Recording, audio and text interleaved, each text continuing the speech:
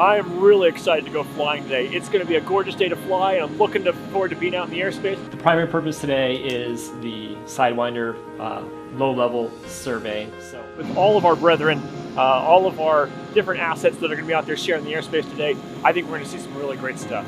Thank you very much. Absolutely. All right, y'all have a great morning. You too, sir. Thanks. The amazing thing about the C-12 fleet is at Edwards Air Force Base is it's a jack of all trades. Today is a very unique mission. We're going to go out and do the low-level survey mission for the C-12. That's where the C-12 goes out and flies the low-level routes down at 200 feet, looking for any obstacles that could obstruct all the other aircraft that do that low-level route every single day, every single week.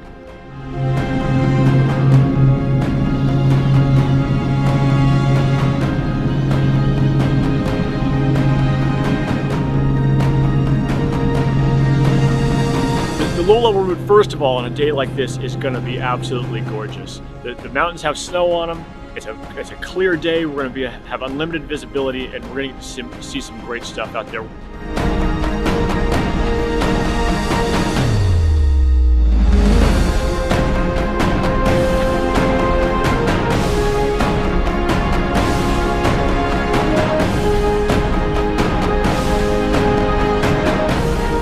We're going to experience the entirety of the Edwards Air Force Base airspace and all that ground space.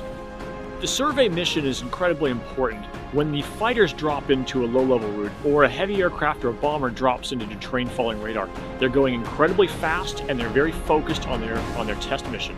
And what they can't be worried about is that some new tower is going to have popped up, some new set of power lines or some new transmitter is somewhere on that route that they don't know is there. So we go out and survey that route at least once a year to make sure that no new things are on the route.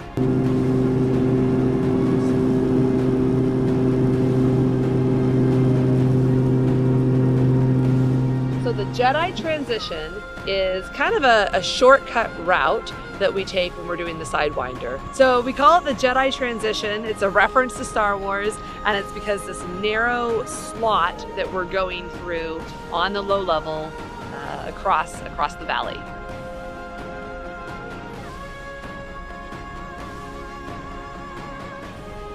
So historically, our aircraft have had these capabilities for many, many decades. I personally have a connection to it because when I was working on the F-16 automatic ground collision avoidance system, we used this low-level route to make sure that we could do collision avoidance with the terrain so that we wouldn't hit the mountains, but also that our pilots could still fly that low-level route doing the terrain masking without the system getting in the way. They could fly all the way down to 200 feet and this automatic system wouldn't give them nuisance activations. And we are very disciplined in how we walk through this route flying procedure. We really love our airspace partners. In fact, in this airspace, we have not only United States Air Force at Edwards Air Force Base, United States Navy out of China Lake, and the United States Army out of Fort Irwin, all using the same airspace. We also have a lot of partners, both in the local community who live underneath our airspace, as well as our national park, national forest partners. So we keep our low-level environment, our low-level mission restricted to a very small portion of our overall airspace. We can give these airplanes, we can run these airplanes through all the steps they need to run through so they can go be amazing operational assets out in the world wherever they might go.